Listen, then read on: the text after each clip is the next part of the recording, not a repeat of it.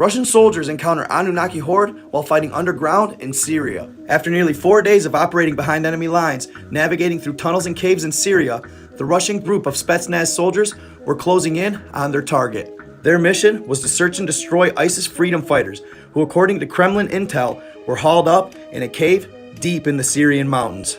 They had been navigating the vast network of tunnels for hours, when as they approached their objective, Captain Vasilyevich held up his fist to halt.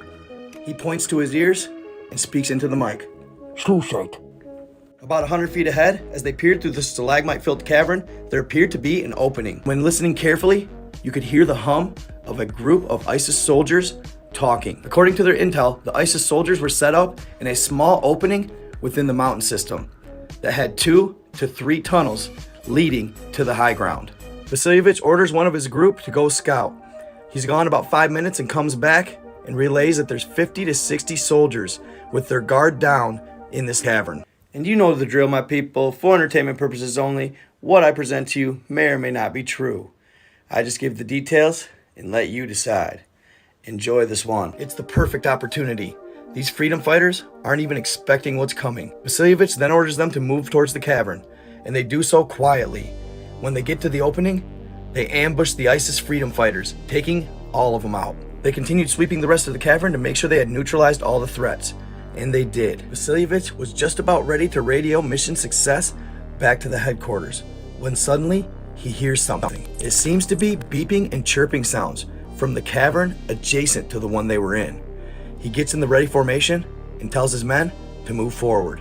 He'd detail in his report later that it reminded him of some form of primitive Morse code. He and his crew of 15 moved forcefully to the next cavern over. This cavern was even bigger than the one they were just in. Their ceilings were 100 meters high, and they couldn't believe what they were seeing. The group of highly trained Spetsnaz warriors stood there stunned. It was a team of Anunnaki warriors that stood anywhere from 5 to 15 meters tall, and they weren't happy about the Russian soldiers' presence. You could hear the sound of what seemed like a laser being fired from a plasma weapon echo from the cavern walls. Vasilyevich looks to his left, and one of his soldiers disintegrates before his eyes to a pile of nothing. Anunnaki warriors gained the advantage in a matter of seconds. They were laying it on thick as the golden rays from their particle beams illuminated the cavern walls. Vasilyevich watched as 8 of his men were reduced to nothing. And as the Russians fired upon their enemy, the captain quickly realized that their bullets had no effect on the exoskeleton of the Anunnaki. They simply bounced off. Atadzit! He yells, as he knew they didn't stand a chance, so he and the remaining men started to flee. The Anunnaki warriors began their pursuit. They were out for blood. They continued to outflank them throughout the network of tunnels. It was as if they knew them like the back of their hand. Vasilyevich's men could feel them hot on their heels, and they had laser beams flying past their heads. One, then another, then another. 3 more of his men go down. As they stumble through the underground caves, 2 more of his men go down. Now it's just Vasilyevich and 1 man remaining. When one of the Anunnaki warriors gives out a loud cry, he's coming from an adjacent cave Vasilyevich just passed. He grabs the soldier behind him and slams him against the wall, crushing him. Fear swarms over Vasilyevich's body at the sight. There's only 50 feet left. He gets a burst of adrenaline and sprints towards daylight. He can hear one of the Anunnaki giant's footsteps just feet behind him when he bursts through the opening. He stumbles and falls to his stomach, just waiting for the foot of one of the warriors to crush him. But much to his surprise, nothing happens. He gets up, turns around, and the group of Anunnaki are just standing at the cave exit, watching him. He turns and continues running with everything he has. Surprised, they're not pursuing him. He runs until he can run no more. He finds a safe spot and radios headquarters. He explains to them that all of his men are dead. He can't tell how over the radio, but he calls for a chopper. After getting back to base, he explains to his superiors exactly what took place in those caverns. Their response was bleak, much to his surprise, as if they already knew about these Anunnaki warriors. Just a day later, they flew him back to Kremlin headquarters in Russia. There, he would tell his story to high-ranking Russian officials. They didn't hesitate, and they put a gag order on him and locked him away. But that wasn't before a political figure within Kremlin got the information, and he leaked it. According to the producer of the story, this was leaked by a trusted source within the Kremlin organization. The Kremlin is a group of fortified Russian citadels, one of them being the presidential palace.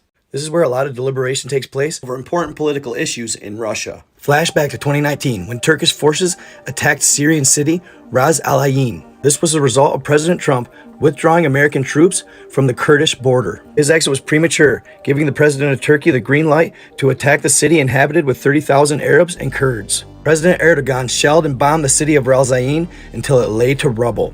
They called it Operation Peace Spring, and the Turkish-backed Syrian army laid waste to the city.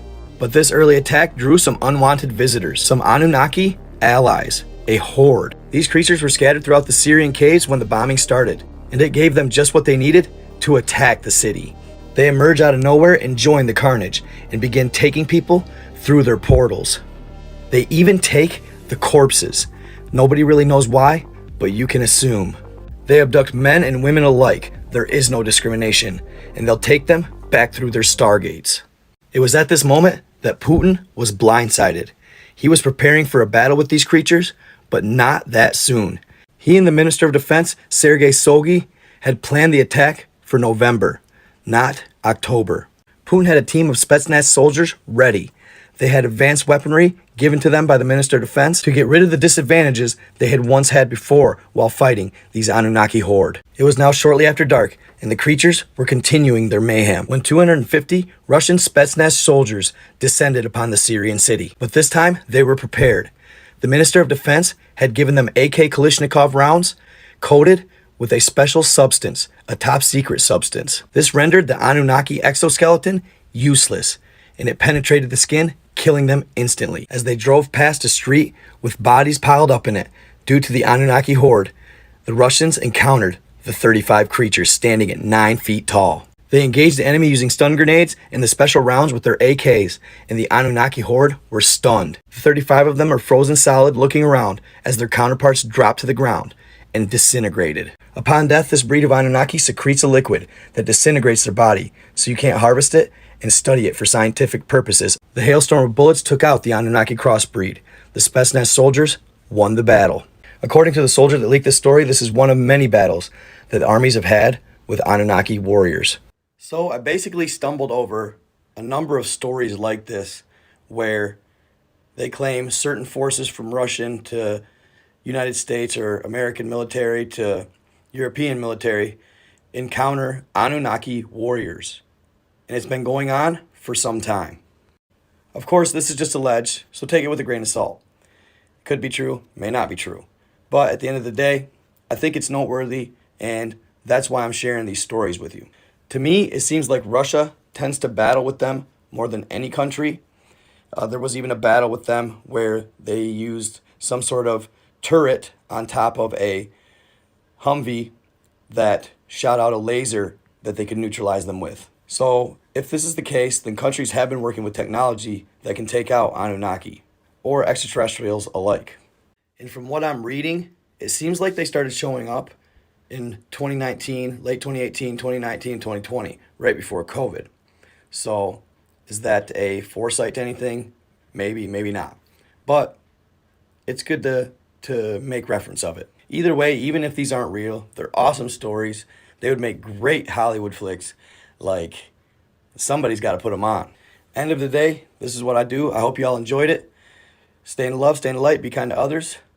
Oh, before I go, one more quick thing.